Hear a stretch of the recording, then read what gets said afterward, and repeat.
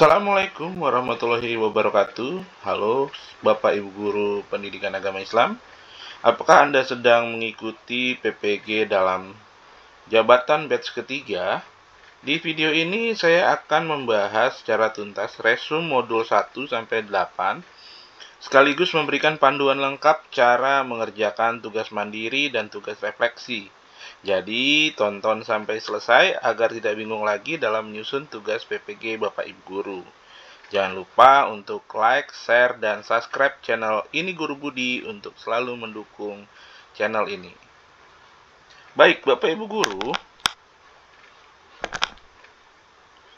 pada modul pedagogik pendidikan agama Islam terdapat 8 topik yang harus Bapak Ibu pelajari.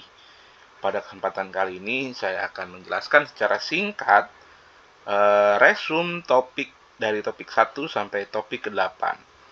Mari kita mulai dengan resum singkat dari 8 topik utama modul pedagogik pendidikan agama Islam. Yang pertama, pada topik pertama itu membahas tentang PBL dan PJBL, Problem Based Learning dan Project Based Learning, yang merupakan sebuah pendekatan pembelajaran. Di sini Bapak Ibu Guru akan dibahas tentang bagaimana Bapak Ibu Guru mengajak siswa belajar dari masalah nyata dan proyek. Tujuannya tentunya untuk membuat siswa semakin kritis, kreatif, kolaboratif, komunikasi. Dalam PAI bisa berupa riset sejarah Islam atau membuat video salat jenazah. Di sini video ini di pertama ada pembahasan tentang pengertian dan esensi dari PBL dan PJBL. Lalu ada konsep teoritis PBL dan PJBL.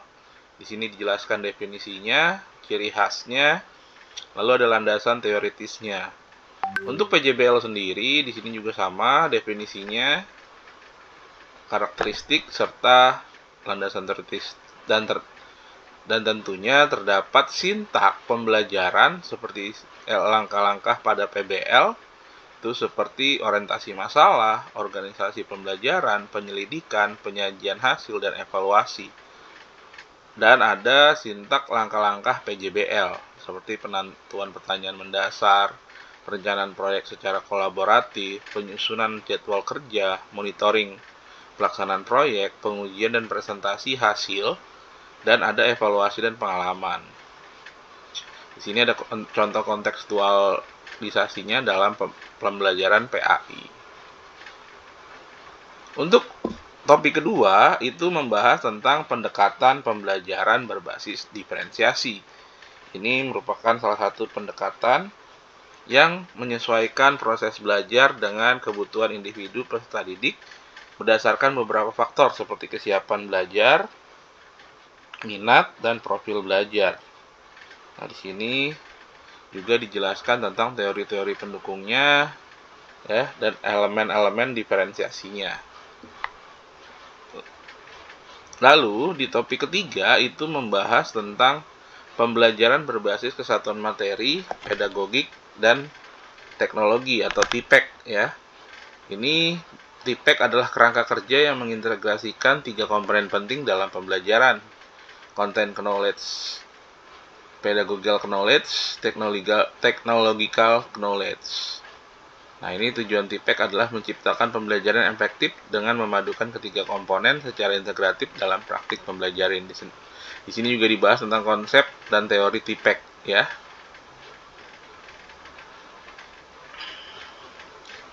Lalu di topik keempat ada pembahasan tentang pembelajaran berbasis deep learning. Di sini Bapak Ibu diminta untuk mempelajari tentang deep learning yang terdiri dari 3 poin penting, yaitu mindful learning, meaningful learning, and joyful learning. Di sini dibahas tentang, di topik keempat ini dibahas tentang pembelajaran mendalam atau deep learning. Topik kelima itu membahas tentang pendekatan dan strategi layanan bimbingan konseling untuk supervisi klinis. Di sini dijelaskan apa itu supervisi klinis, strategi layanan BK untuk supervisi klinis, lalu ada konsep dan aspek utamanya, dan ada praktik baik, dan ada sintak penerapannya. Di topik ke-6 itu ada pembahasan pendekatan pendidikan layanan anak berkebutuhan khusus.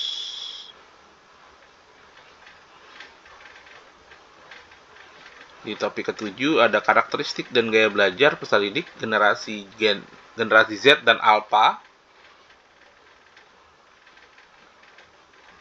Dan topik ke-8 itu topik terakhir ada tentang guru profesional era digital dan artificial intelligence atau AI. Sini sudah diresum. Nah, untuk tugas modul pedagogik ya terdapat 2 tugas. Yang pertama tugas mandiri. Ya, untuk pertanyaannya sama seperti di tugas profesional. Pertanyaan yang pertama adalah peta konsep atau gagasan apa saja yang Bapak Ibu temukan dari topik 1 sampai topik 8 dan sebutkan kurang lebih 5 gagasan dan mohon dijelaskan dalam 1-2 alinea. Nah, kalau dilihat di sini pertama kita akan membuat peta konsepnya ya Bapak Ibu. Nah, di sini saya membuat ada 5 ya, 5 gagasan yang ditemukan dari topik 1 sampai 8. Nah, 5 gagasan tersebut yaitu tentang pendekatan PBL dan PJBL, pembelajaran berdiferensiasi, integrasi TPEC, pembelajaran mindful, meaningful, dan joyful learning, dan komitmen terhadap inklusi. Ini kita jelaskan sebanyak 1-2 alinea ya tentang gagasan yang telah Bapak Ibu temukan. Lalu pertanyaan kedua adalah materi konsep apa saja dalam topik tersebut yang menurut Bapak Ibu menimbulkan miskonsepsi. Jadi setelah Bapak Ibu pelajari topik 1 sampai 8, tuliskan yang menurut Bapak Ibu itu materi yang sering menimbulkan kesalahpahaman atau kesalahmengertian gitu. Ya, dijelaskan saja di sini 1 sampai 2 alinea juga. Dan selain tugas mandiri, ada tugas refleksi. Tugas refleksi ini terdapat 5 ya. Terdapat 5 pertanyaan. Yang pertama yaitu pilih materi yang menarik dan deskripsikan materi tersebut. Di sini silakan Bapak Ibu tuliskan secara jujur materi apa yang menarik Bapak Ibu dari modul pedagogik pendidikan agama Islam ini. Dijelaskan secara baik ya materi yang menurut Bapak Ibu terbaik ya di topik 1 sampai 8 modul pedagogik ini. Kalau di sini saya tentang peran guru profesional di era digital dan perkembangan kecerdasan buatan.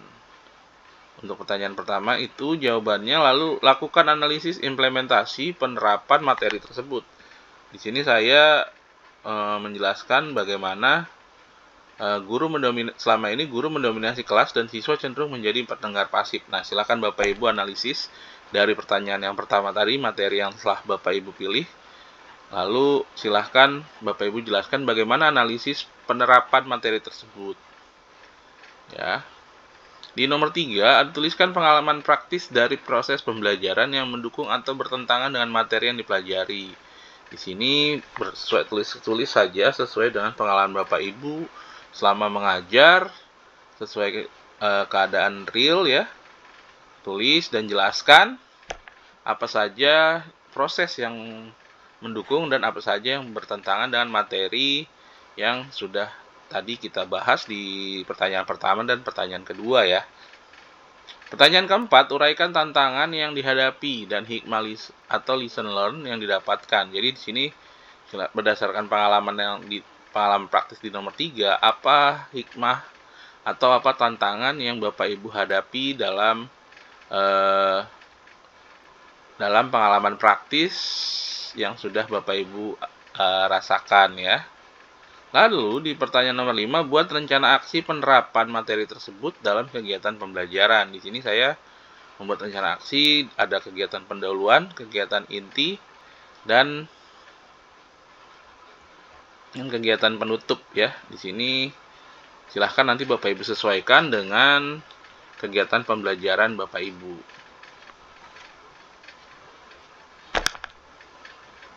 Nah, jadi Bapak Ibu ini juga tipsnya adalah tulis dengan jujur karena refleksi dan tugas mandiri adalah cerminan pengalaman dan kesadaran Bapak Ibu sebagai guru profesional ya.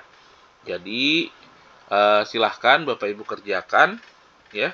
Semoga video ini membantu Bapak Ibu memahami topik 1-8 modul pedagogik, sekaligus memberikan gambaran jelas cara mengerjakan tugas mandiri dan tugas refleksi.